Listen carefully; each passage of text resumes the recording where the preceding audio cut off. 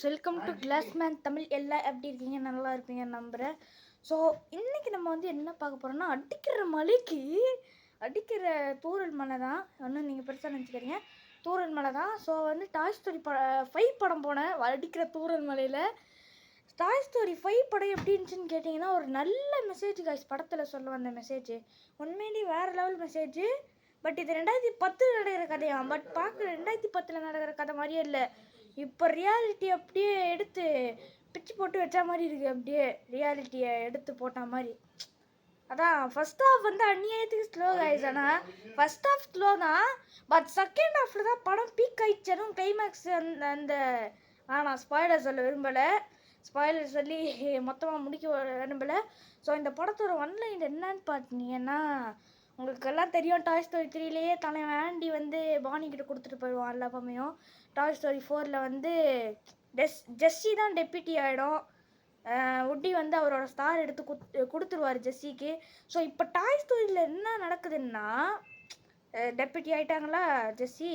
So வந்து இப்போ வந்து ஸ்டார்டிங்லேயும் ஒரு ஸ்பாய்லர் சொல்ல விரும்பலைன்னா, பட் அதுக்கப்புறம் என்ன நடக்குதுன்னா, சும்மா ஒரு குட்டி ட்ராமா நடக்குது எல்லா டாய் ஸ்டோரி படத்தில் வர மாதிரி தான்.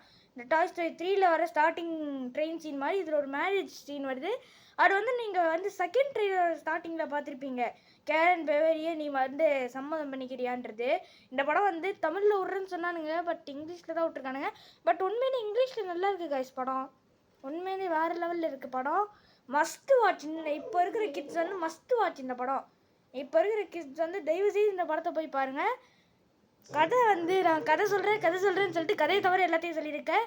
ஸோ பானிக்கு வந்து பொம்மைங்க கூட விளையாண்டு இருக்காங்க இன்னும். பட் அப்போ தான் லில்லி பேட்டுன்னு ஒன்று வருது, வந்து மொத்தமாக முடிச்சு விட்டுருது எல்லா பொம்மையோட கதையும். ஸோ லில்லி பேட் வந்தோடனே எல்லாம் பானி எல்லாருமே லில்லி பேட் பக்கம் போயிடுறாங்க. லில்லி பேட் அந்த மாதிரி நிறையா டேப்லெட்ஸ் கூட.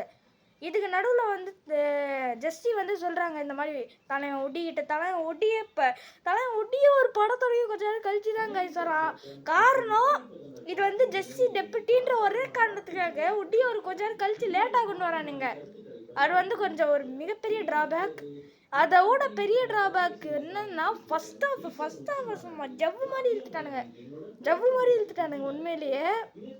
பட் கொஞ்சம் ஃபாஸ்ட்டாகவும் போச்சு. என்னடா ஜவ்வு மாதிரி இழுக்கிறான்னு சொல்கிறான், ஃபாஸ்ட்டாக போச்சுன்னு சொல்கிறான்னு கோவப்படாதீங்க. ஸோ அதுக்கப்புறம் இந்த லில்லி பேட் வந்து நல்லதாக மாறிடும். பட் அப்போ கூட பானிக்கு வந்து அந்த லில்லி பேட் எங்கே அப்படின்னு கொஞ்சம் கிளைமேக்ஸ் கிட்ட தோணும். அதுக்கப்புறம் வந்து திரும்ப பொம்மைங்க கூட விளையாட ஆரம்பிச்சிடுவாங்க. ஸோ படத்தில் சொல்ல வந்த மெசேஜ், தயவு செய்து ஃபோனில் முழுகி கிடக்காதீங்க, டேப்லெட்ஸில் முழுகி கிடக்காதீங்க, கொஞ்சம் பொம்மை பக்கமும் வாங்கப்பா, சும்மா பொம்மை வச்சுன்னு பொம்மையை விளையாடாமல் இருக்காதீங்க அப்படின்னு. ஆக்சுவலி நானே கொஞ்சம் அப்படி தான் கைஸ். பொம்மை வச்சுருப்பேன் ஆனால் விளையாட மாட்டேன். பொம்மை கூட விளையாடவே மாட்டேன். அந்த மாதிரி தான் அப்படியே என் கதை மாதிரி இருந்துச்சு. நான் வந்து பொம்மை வச்சுருக்கேன் உண்மையிலேயே, பட் வந்து என்ன சொல்கிறதுன்னு தெரில. நான் பொம்மையை வச்சு இன்னும் பொம்மையில் விளையாடாமல் ஃபோன் தான் நோண்டி நிற்பேன் எப்போ பார்த்தாலும். ஸோ வந்து படம் வந்து வேறு மாதிரி கைஸ், வேறு மாதிரி. செகண்ட் ஹாஃபு ஃபர்ஸ்ட் ஹாஃப் மட்டும் கொஞ்சம் சுமாராக இருந்துச்சு. பட் கதைக்குள்ளே போகணுன்றதுக்காக கொஞ்சம் இருக்குது. ஸோ டாய் ஸ்டோரி 5 வேறு லெவல். பட் இருந்தாலும் டாய் ஸ்டோரி 5ஓட ஃபர்ஸ்ட் ஹாஃபில் இன்னும் கொஞ்சம் சீக்கிரமாக கொண்டு வந்திருக்கலாம். நீங்கள்லாம் போய் தேட்டர்லேயே பாருங்கள், மஸ்ட் வாட்ச் படம். Okay, bye from Classman Tamil.